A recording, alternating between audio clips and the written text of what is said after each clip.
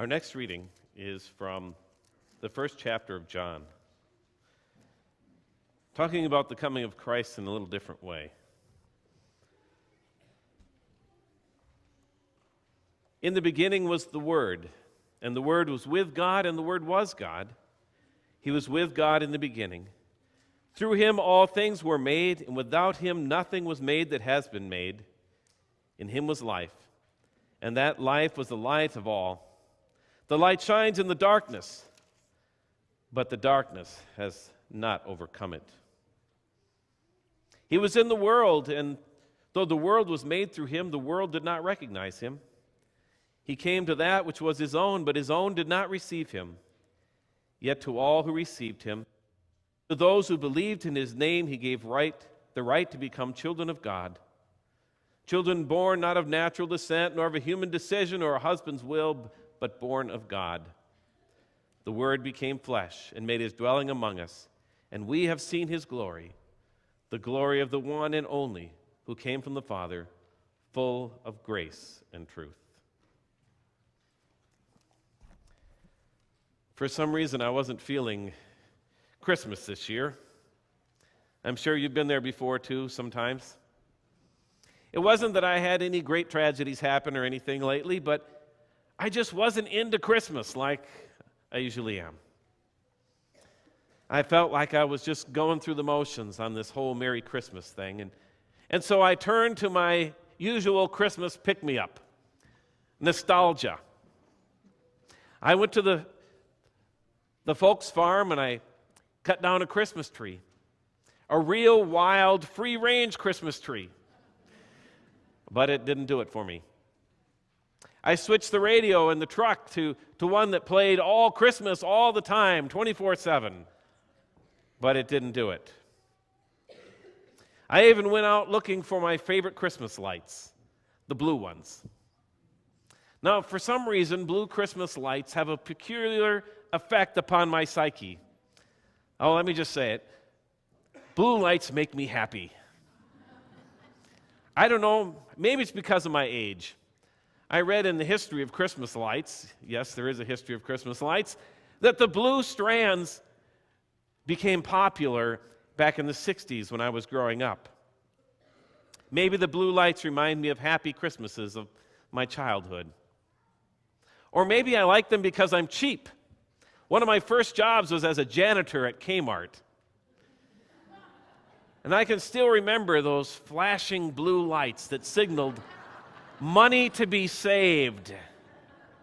Attention, Kmart shoppers, for the next 20 minutes, there'll be a blue light special in our men's department. All leisure suits are now marked 60% off. Who could pass up a deal like that? For those of you who remember those blue lights flashing at Kmart's, you may know that the very first flashing blue light was created by a Kmart manager in Fort Wayne, Indiana, as a way to draw his customers' attention to the Christmas wrapping that he was trying to clear out. Christmas and blue lights just go together. Or maybe I like them so much because blue is one of the traditional colors for the Advent season that leads up to Christmas. It used to be that purple was all anybody used, but lately many churches have switched colors for their Advent candles and their Advent cloths from purple to blue. This trend is said to have been started by the Church of Sweden.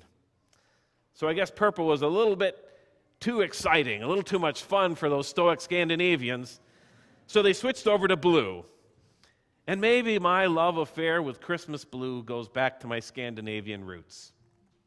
Whatever the reason, I love blue lights at Christmas. And yet blue lights are the hardest to see. And I don't mean the hardest to find because they've kind of made a comeback, these blue lights, but blue light is one of the harder lights for our eyes to see. The human eye is made to be especially good at seeing green and orange and yellow and turquoise, but a true deep blue is pretty hard for our eyes to see. A blue light is 5 times harder to see than a green light of similar power. And try this little experiment. Find yourself a Christmas tree that has colored lights, not just the all-white ones here like this. And this works especially well with the old-fashioned lights. Go look and find those little tiny lights, and then look at the tree. And notice how the greens and the oranges and the yellows and even the reds just jump out at you. But the blue lights are harder to see. And then squint your eyes until you can just barely see through them. And if you do it just right, you can get the blue lights to completely disappear. And all you'll see are those other colors. Now, as hard as it is to see the blue lights, I think that they are more beautiful than all the rest. And maybe that's why I like them. Maybe that's why I like them, because even though it's harder to see the light shining through a blue bulb than through the others, it's precisely because of this difficulty that they're more precious. And that's a good lesson for our lives too. Seeing the light of Christ when times are happy and bright is like looking at a Christmas tree all ablaze in green and gold. Yeah, it's bright, but it just isn't quite as moving. It isn't quite as deep. But when you look at the light of Christ, and it's shining through that blue, those blue times of difficulties and troubles, when finances are rough, when dreams are shattered, when health is rotten, when family is separated, when for whatever reason you just can't get into the Christmas mood and it feels like you're going through the motions, that's when the light turns deep and blue, and it is a holy light, a mysterious and lovely light, made all the more beautiful by how hard it is to see the light of Christ then. But even a flicker of blue light in the toughest times is worth 1,000 glowing yellows in time of easy faith. Because that flicker of Christ's light that we see when Christmas isn't easy is a reminder that Christmas isn't up to us. Christ coming to us doesn't depend on us getting in a Christmas mood. It doesn't depend on us finding the right nostalgic sweet spot or making the season jolly. It doesn't even depend on us at all. Jesus comes into this world. Jesus comes into our world, into our life, whether we are into Christmas this year or not. Jesus comes. And that's great news. It doesn't depend on us. And maybe that's why my last-ditch effort to get into the Christmas spirit this year didn't pan out. If blue lights and nostalgic songs and cutting Christmas trees couldn't do it, well, I had to pull out the big guns, and I had to watch my favorite Christmas specials, beginning with How the Grinch Stole Christmas. It just seemed appropriate. And I don't mean the modern Jim Carrey one. I mean the old-fashioned cartoon that I grew up with. And so I watched it. And you know how the story goes. The Grinch's heart is 2 sizes too small for him to appreciate Christmas. In fact, other people's happiness ticks him off. And so he sneaks into the Who's town, and he steals all their presents, the Christmas lights, even the last can of Who hash. And then he waits on Mount Crumpet on Christmas morning to hear the Who's crying. That's a noise, grinned the Grinch, that I simply must hear. So he paused, and the Grinch put a hand to his ear, and he did hear a sound rising over the snow. It started in low, then it started to grow. But the sound wasn't sad.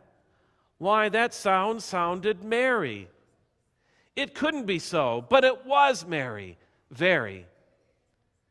He stared down at Whoville, the Grinch popped his eye, then he shook. What he saw was a shocking surprise. Every Who down in Whoville, the tall and the small, was singing without any presents at all. Fa hu fo re da hu do re, welcome Christmas, come this way. Oh, you know the song. Fa hu fo re da hu doris, welcome Christmas, Christmas Day. Welcome, welcome, fa hu ramus, welcome, welcome, da hu damas. Christmas Day is in our grasp as long as we have hands to clasp. And then it hit me. No, my heart didn't grow 3 sizes like the Grinch's did. It hit me that we need an alternate ending to this story. An ending that is more deep than we can have Christmas without presents. An ending that says we can have Christmas without anything. Even a holly jolly fahu forays, everybody holding hands, Christmas spirit. We needed an ending that says Christmas comes not only in spite of the Grinch, it comes in spite of the Who's.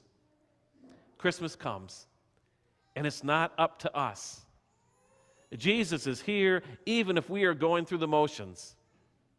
So what if the Grinch came back to town only to find the Who's arguing on Christmas Day, accusing each other of theft? What if little Cindy Lou Who was screaming at her parents, and her parents were slamming doors rather than holding hands? What if the starving Who's were looking with ravenous eyes at that poor little dog Max? And what if even after he returned the gifts, the Who's were still ungrateful and holding a grudge against the Grinch instead of glad for his change of heart? No roast beef for you, you miserable piece of Grinch. What if the story ended that way? Most of us know that Christmas can come without packages, boxes, and bags. But can it come without happy families? The smiling faces, the hands to clasp? We're not so sure about that. Maybe that's why we try so hard to conjure up some Christmas spirit and turn so desperately to nostalgia in an attempt to be merry.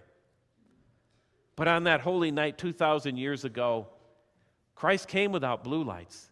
He came without shows. He came without memories of trees, songs, and bows. He came without any things that make our season bright. But even so, Christ came on that special holy night. And he still comes. Whether you and I are just going through the motions tonight, or whether we're ready to jump up on the housetop with joy, whether we can barely see his light shining through the blues, or your heart is ablaze with his bright, holy glory, still, Christ is here for you. And Christmas has come. Christmas isn't up to us. And this year especially, I, for one, am thankful for that. Amen.